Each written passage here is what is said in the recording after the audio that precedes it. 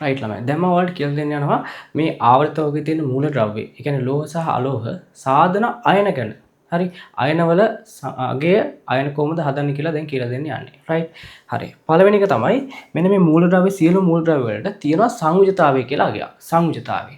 සංයුජතාවය කියන්නේ මේ එක් එක් මූලද්‍රව්‍ය පරමාණු වල ස්ථායි වින්‍යාසය ලබා ගැනීමට හරි ස්ථායි වින්‍යාසය ලබා ගැනීමට ඉලෙක්ට්‍රෝන කොපමණ ප්‍රමාණයක් ලබා ගන්නවද නැත්නම් කොපමණ ප්‍රමාණයක් ඉවත් කරනවද කියන එක තමයි සංයුජතාවය කියන එක පැහැදිලි කරන්නේ. රයිට්. හරි. දැන් මේ සංයුජතාවයන් එක් එක් කාණ්ඩයට වෙන වෙන වශයෙන් තියෙනවා. හරිද? එතකොට පළවෙනි කාණ්ඩයේ සංයුජතාවය 1යි. දෙවෙනි කාණ්ඩයේ 2යි. තුන්වෙනි කාණ්ඩයේ 3යි. හතරවෙනි කාණ්ඩයේ 4යි. පස්වෙනි කාණ්ඩයට යද්දී ආය වැඩි වෙන්නේ ආය අඩු වෙනවා 3ට. හයවෙනි කාණ්ඩයේ 2යි. හත්වෙනි කාණ්ඩයේ 1යි. අඩු වෙනවනේ. 1 2 3 4 3 2 1. එතකොට පස්සේ අටවන කාණ්ඩයට සංයුතාවයක් නැහැ. බිඳුවයි. රයිට්. එහෙනම් දැන් බලමු මේවා හදන අයන කොහොමද එන්නේ කියලා. හරිද? සංයුතාව ටික දැන් අපි දන්නවා. එතකොට මේ කාණ්ඩයේ සංයුතාවය දීලා තියෙන්නේ කාණ්ඩය ඇතුලේ තියෙන මූලද්‍රව්‍ය වල සංයුතාවය තමයි එතනින් ගන්න පුළුවන්. හරි.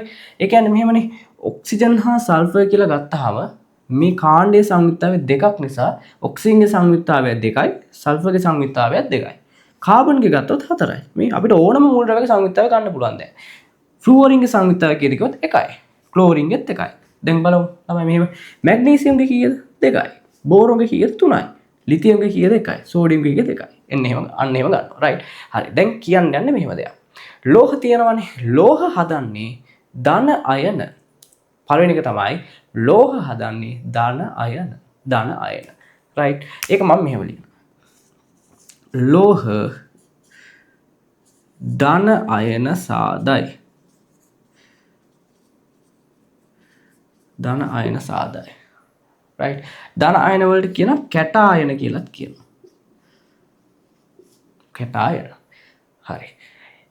ඒ වගේම අලෝහ කියන ඒවා ඍණ අයන හදනවා.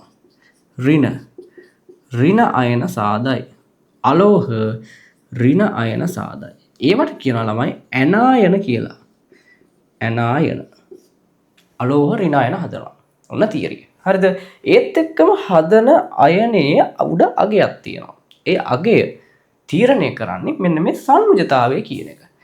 අයනයේ අගය තීරණය වෙන සංයුජතාවය කියන එක මත. හරි මෙහෙමයි. එහෙනම් මම ඔන්න උදාහරණ ලියනවා. රයිට්.